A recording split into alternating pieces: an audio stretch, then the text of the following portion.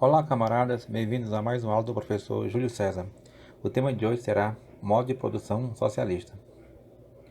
O termo socialismo possui diversos conceitos, de modo que devemos explicar alguns deles antes de falar do modo de produção propriamente dito.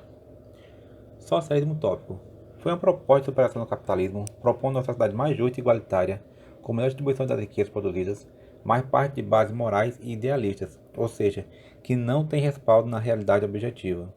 Foi característico do século XIX e seus principais nomes foram Robert Owen, Jean-Pierre Proudhon e Charles Fourier. Essa proposta entendia que a igualdade social partiria da ação da classe dominante, a burguesia, tirando o protagonismo dos trabalhadores. Essa é uma concepção idealista que depende da boa vontade das pessoas. Socialismo científico.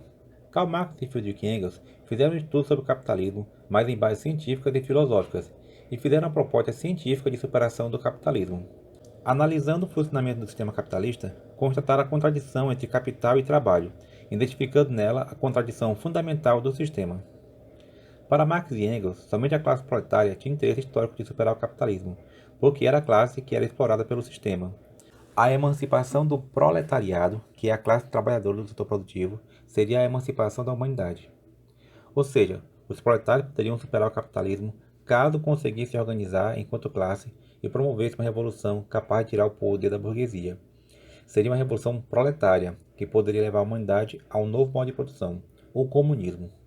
No comunismo não haveria nem classes sociais, nem Estado, nem exploração do homem pelo homem.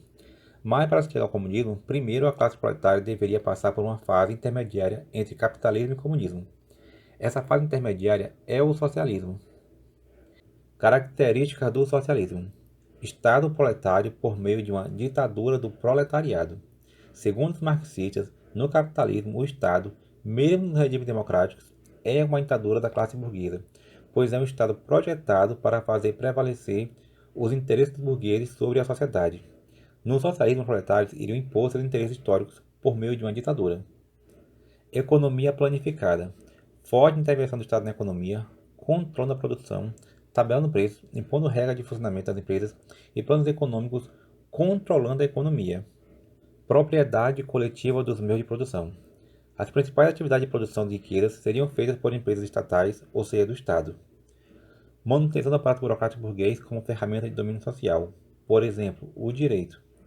Trabalho assalariado, ou seja, o capitalismo ainda não é superado nessa fase, pois se mantém essa importante estrutura de obtenção e concentração de riquezas na mão do Estado. Parte dos serviços sociais são públicos, ou gratuitos, ou de baixo custo, como educação, saúde, transporte, moradia, etc. Socialismo real. Diversos países passaram por revoluções proletárias e implantaram regimes socialistas, mas dentro da realidade de cada país, ou seja, não foi de acordo com como pensaram Marx e Engels. Para Marx e Engels, a revolução deveria ocorrer em países de economia industrial desenvolvida, como Inglaterra ou Alemanha, mas as revoluções ocorreram em países de economia atrasada ou intermediária, como a Rússia em 1917, China em 1949 e Cuba em 1959. Esses países deveriam passar por um processo de desenvolvimento de suas forças produtivas para o sucesso do sistema. Esse foi o caso da Rússia, que investiu em indústria de base, energia elétrica, petrolífera, extração de matérias-primas, etc., e indústrias militares, mas não foi eficiente na produção de bens de consumo, carros, eletrodomésticos, etc. O país enfrentou poderosos adversários do campo externo, como a Alemanha nazista na Segunda Guerra Mundial e os Estados Unidos na Guerra Fria.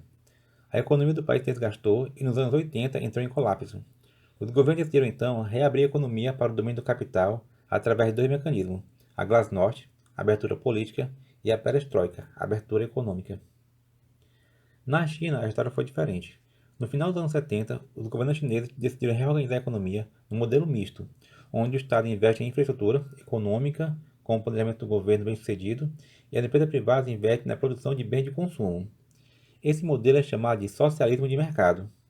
Nesse formato, a China se inseriu na economia mundial de maneira protagonista e hoje é o país que mais cresce economicamente no mundo, ameaçando a hegemonia norte-americana. Cuba enfrentou, desde o início, um forte embargo econômico dos Estados Unidos, impedindo o país de se desenvolver. No entanto, o modelo socialista apresenta êxitos nas áreas sociais de educação e saúde. Críticas ao socialismo real.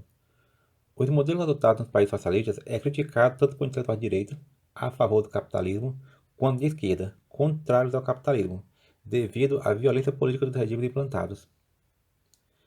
Os países de economia planificada, como são chamados países que adotaram o socialismo real, são caracterizados por governos autoritários que não representam uma ditadura do proletariado, mas uma ditadura sobre o proletariado. Inúmeros ataques aos direitos humanos foram promovidos nesses países que alegam estar sob ataque do mundo capitalista. Esse socialismo real, sem democracia, é chamado de stalinismo, nome em referência ao dirigente russo Joseph Stalin, que governou a então União Soviética com mão de ferro entre 1924 e 1953. Sua forma autoritária de governar serviu de modelo para outros países de economia planificada. Os críticos de esquerda sugerem a superação do stalinismo por um socialismo democrático ou o cumprimento da revolução rumo ao comunismo, ou seja, uma sociedade sem Estado e sem classes sociais.